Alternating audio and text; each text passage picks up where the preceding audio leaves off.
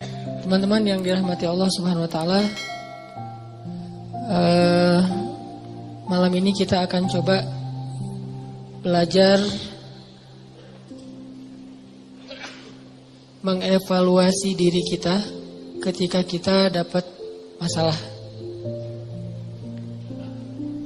Karena ketika orang diberikan ujian oleh Allah Subhanahu wa taala itu, maka manusia itu ada dua tipe. Ada manusia yang berkeluh kesah dengan ujian, ada manusia yang bersabar atas ujian. Dan orang yang bersabar ini juga bermacam-macam bentuknya. Ada yang sabar dengan pasrah, ada yang sabar justru dengan memperbaiki diri. Dia bersabar sambil memperbaiki dirinya. Karena dia sadar tidak ada masalah yang menimpanya kecuali ada yang salah dalam dirinya. Tidak ada musibah yang menimpa dia kecuali ada sesuatu yang dia lakukan yang mungkin bukan kebaikan, yang mungkin dosa. Sehingga selain bersabar, sembari bersabar dia mencoba untuk mengevaluasi, memperbaiki diri. Dan ini adalah model orang yang sabar yang paling baik. Sedangkan yang mengeluh juga macam-macam. Ada yang mengeluhkan masalah, ada yang mencari kambing hitam, menyalahkan temannya. Kayak misalnya dia gak lulus satu mata kuliah atau nilainya jelek, dia nyalahin teman kos-kosannya gara-gara teman kos-kosannya ngajak dia main terus misalnya. Padahal itu kan pilihan ya, dia bisa menerima, bisa menolak. Bisa nyalahin mantannya, ini gara-gara saya diputusin, saya nilainya jadi jelek. Ya salah juga sih. Nah ini kan bentuk-bentuk keluhan nih. Ada yang menyalahkan, sampai tingkat keluhan yang paling parah itu menyalahkan takdir, menyalahkan Allah. Ya Allah kenapa saya, apa maunya engkau, dan seterusnya dan seterusnya. Nah malam ini kita akan bahas angle orang yang ketika diuji oleh Allah bersabar, dan juga sambil bersabar dia mencoba untuk memperbaiki diri. Dan ini adalah cara yang paling baik dalam menyikapi suatu musibah atau masalah.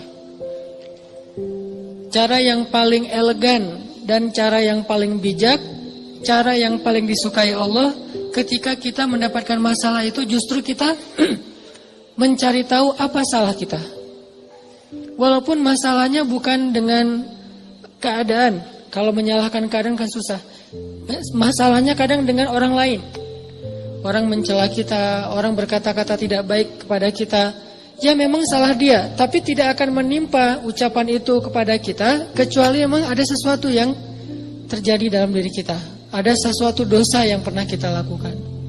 Nah ini namanya belajar bersabar sambil mengevaluasi diri. Bahasa fikihnya muhasabah diri. Menghitung-hitung apa kesalahan dalam diri kita. Nah, kita akan bahas tentang ini,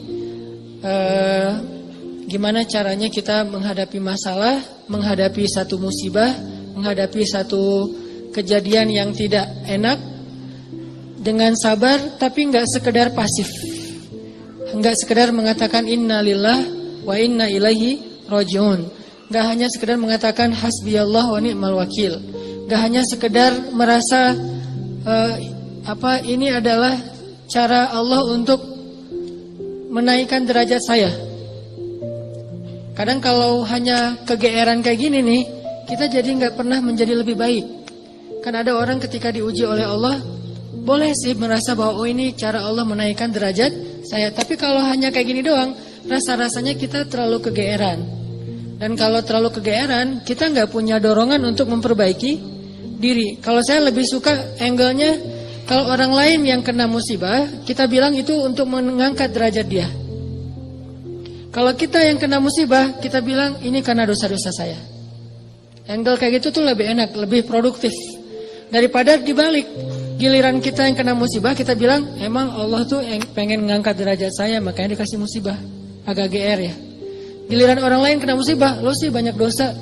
Nah ini nih, sering ada judgement kalau orang lain. Coba dibalik, judgementnya ke diri sendiri, ke orang lain tuh husnuzon. Ini lebih enak nih. Makanya Hadis-hadis penyebab terjadinya musibah itu kan banyak. Coba kita pilih beberapa hadis, satu kita berikan untuk menilai orang lain, yang lain kita ambil untuk menilai diri kita. Nah ini beda nih standarnya. Kayak tadi, kalau orang lain yang kena musibah, kita husnuzon, Allah lagi pengen dekat sama dia.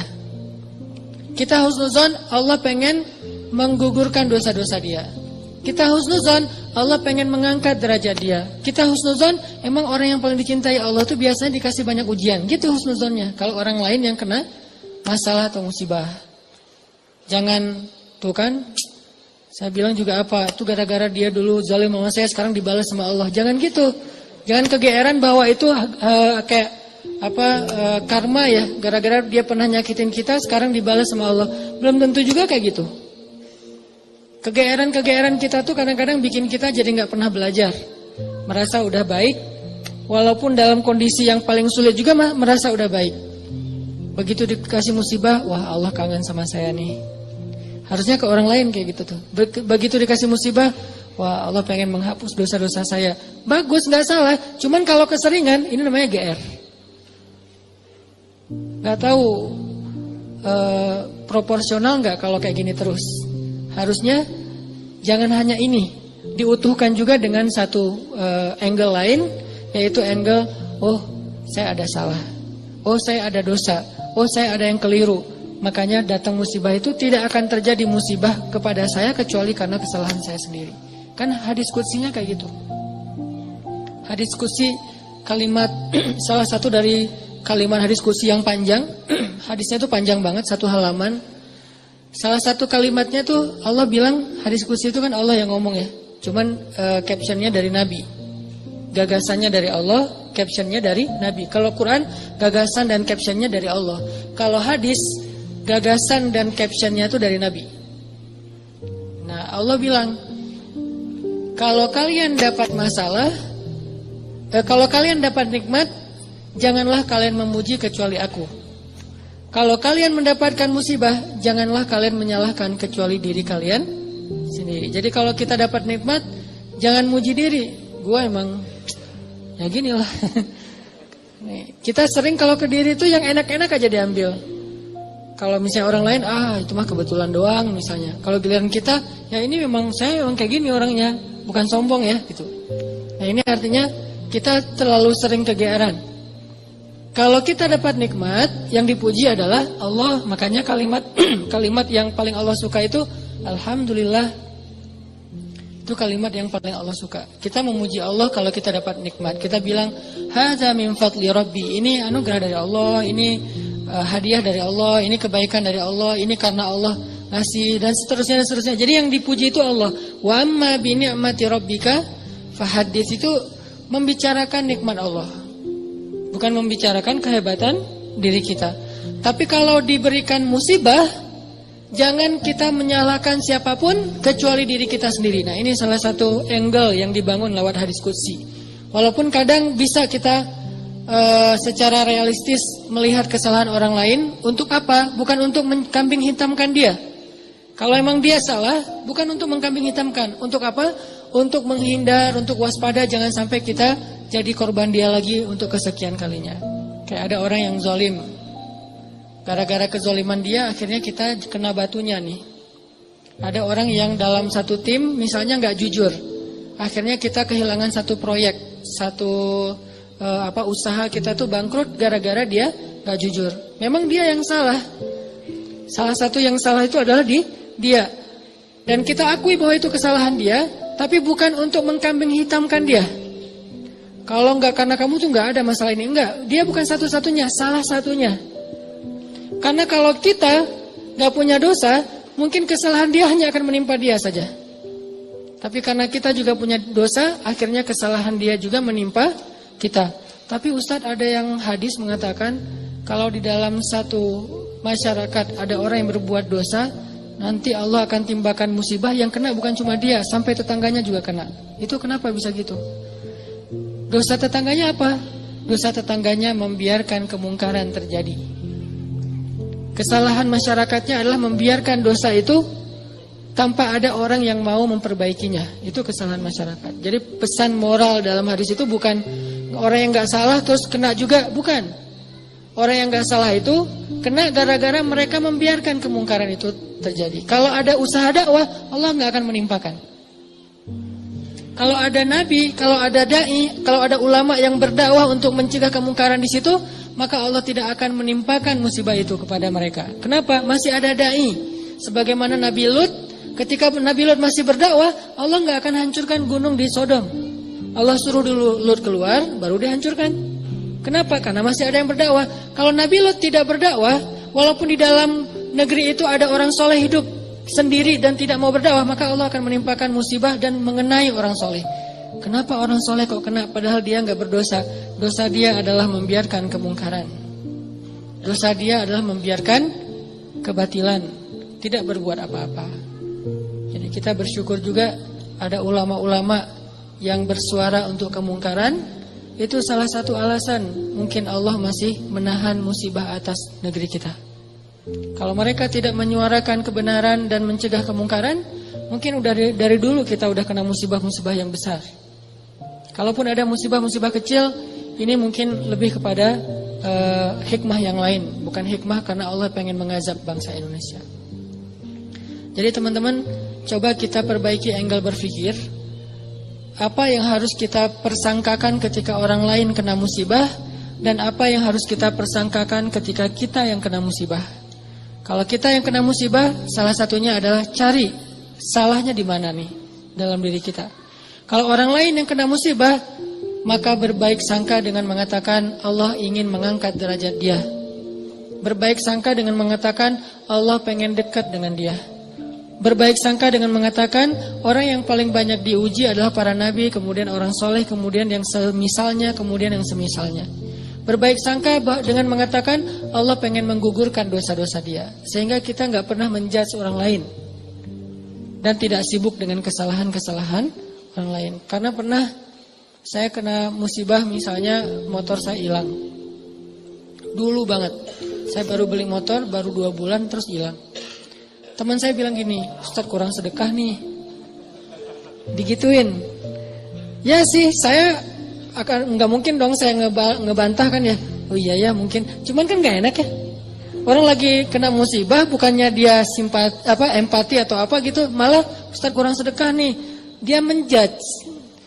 Dan kalau saya kepancing, nggak tahu sedekah saya kayak gimana, kan habis pahala sedekah saya. Udah pahala sedekahnya cuma sedikit, riak pula gara-gara kepancing sama dia, hilang kan, nggak ada manfaatnya kan ya. Dan itu sering loh mancing-mancing kita jadi riak. Kadang-kadang riak kita itu bukan direncanain, bukan gua pengen riak nih, enggak.